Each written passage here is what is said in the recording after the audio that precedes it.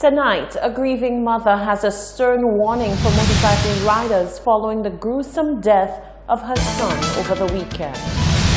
4 years after her son was killed, a still grieving mother is making a call for justice, which she says has been delayed for far too long. And I'm angry with that officer because it's going to be 4 years now and I never get no justice, I never get nothing for one. And will the new president of the St. Lucia Medical and Dental Association take a different approach and tone with the government on health matters? She speaks with Hot 7 News on her plans. The details of these stories and more are coming up.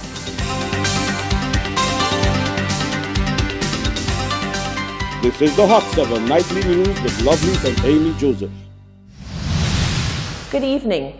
It is Monday, the 1st of April 2019. Welcome to the Hot 7 Nightly News on Flow Channel 117, also being simulcast on Kiss FM 105.5 and 105.9, on our website www.caribbeanhottv.com, and on our free mobile app. Remember, we're 100% HD. We begin tonight's news with news that the island has recorded yet another motorcycle accident, a fatal one at that. One man is dead while another is currently nursing injuries. The mother of the deceased has taken time out to send an appeal to motorcycle riders, urging them to exercise due caution on the roadways. Solange Alfred spoke with the grieving mother. 35-year-old Brad Fatal is dead following a collision. His motorcycle collided with a coaster in Rabin Shabot on Sunday, March 31st. Mother of the deceased, Sonia Joseph, says the loss of her son is a major blow, but she says she often spoke to her son about the dangers of speeding. But I had a problem with him. He's always riding fast, and I keep telling him, you need to stop racing, you need to stop riding fast. He drives fast, he rides fast. That's the kind of child. Right now, it is sad for mother to be burying her son. Joseph said that although the death of her son remains a sad ordeal, she was not shocked upon hearing about his demise. She went on to make a plea to all riders to drive safely. When I got into an accident, I wasn't so shocked about it. I thought, well, it was just broken bones or at least his leg, his hand or something. I know it was so serious when the living to death. I was very saddened about it. There's something I need to tell other riders. I think they need to take it easy. Those are just riding real fast, like a slided flying, they need to stop that. They need to take that for an example. Because it's really sad to know that a mother has to bury her son, and I wouldn't like to know or see any parents losing their children in that bike freak. They need to cool down, they need to ride for pleasure and not for recognition. But a lot of them need for recognition, and they really need to stop that.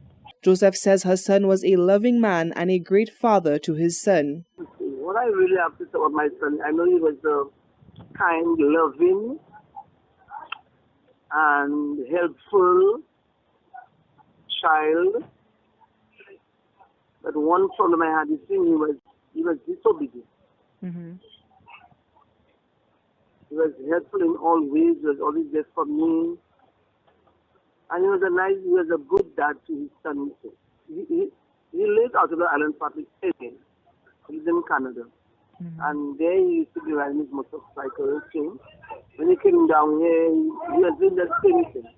So it's not long, just recently he started riding bikes. Brad Fatal is said to have been planning a return back to Canada in June with his wife. Reporting for Hot 7 News, I am Solange Alfred. Now, another grieving mother continues to live through what she calls a nightmare as she's due to pass the 4-year mark since her son was murdered in 2015. Romelia Ferguson would have celebrated the 30th birthday of her son, Oren Charles, on Monday. However, she's left to wonder why her son's killers have not been brought to justice to date. On what should have been a joyful Monday for Romelia Ferguson, who should have been celebrating the 30th birthday of her son Oren Charles, she has instead been plunged into a state of depression as Friday is set to mark the 4th anniversary of Charles's homicide. On Sunday, the 5th of April 2015, Charles, aka Wong of Monkeytown, Cicero, was shot multiple times in the said community at around 2 a.m. It is believed that the shooting was gang-related.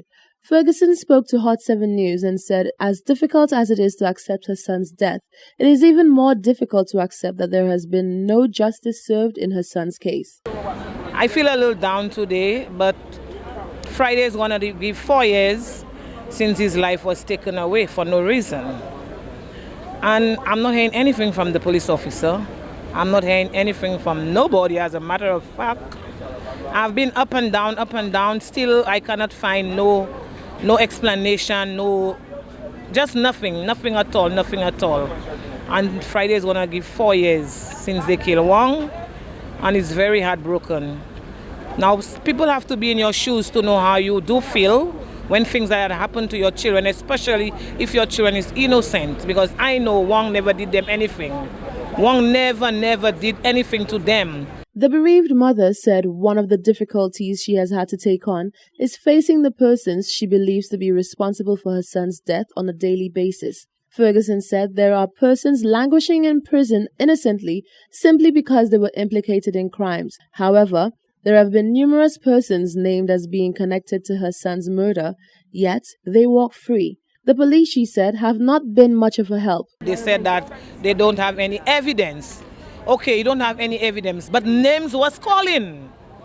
The same way if it was on the other feet and my son had killed one of them and they heard my son's name was calling, they would arrest my son. Names are calling, and up to a day like today, names still calling. You understand? And the police just not doing nothing about that. And I'm angry with that officer, because it's going to be 4 years now and I never get no justice. I never get nothing for Wong. And a lot of people out there know Wong never do them nothing. It have a couple of years back, I was by the CDC. When they came behind Wong, I was there.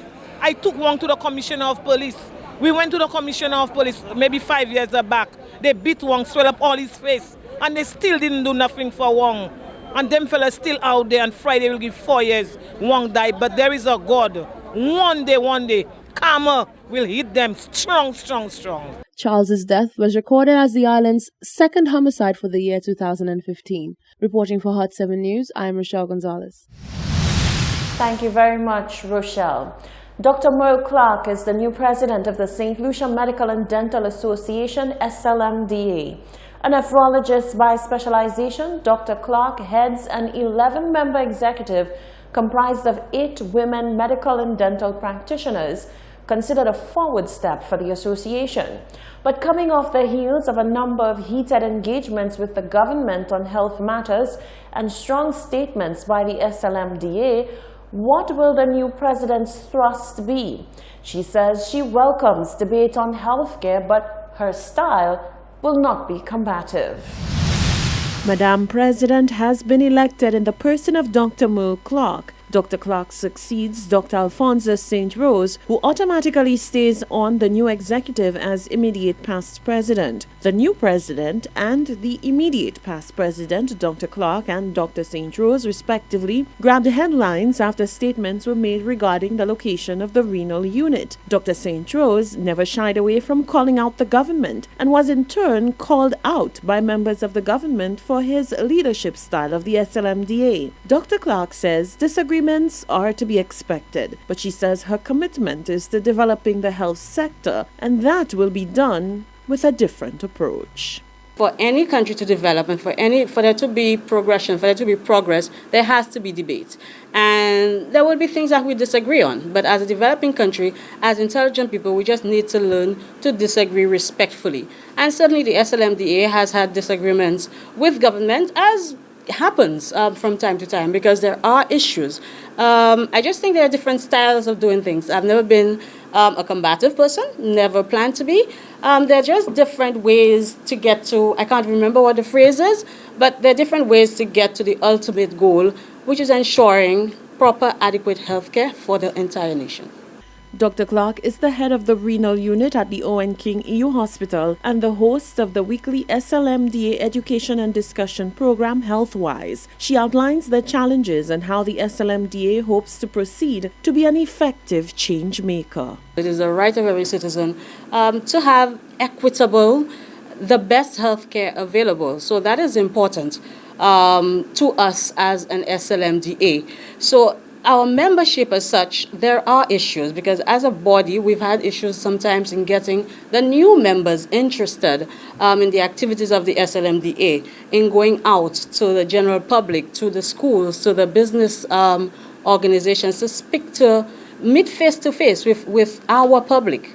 So we ensure that we do our part in that sense, in ensuring that everybody knows what needs to be done because we are those trained to take care of people. So we need to ensure that we're getting the message out. So that is a challenge. Of course, the other challenge sometimes is communication. There is a need to communicate on many levels. As physicians, as an SLMDA, we certainly have to communicate with those who make policy, the ministries and those in government. We have to communicate on levels with other associations. So that sometimes can be a challenge when there is a breakdown in communication. So that is very important as well. But we as a body, we always try our best. Where there are problems, as there are in healthcare, there will always be debate. But we certainly hope to do our very best in ensuring that we do what needs to be done to ensure the best for the people of St. Lucia.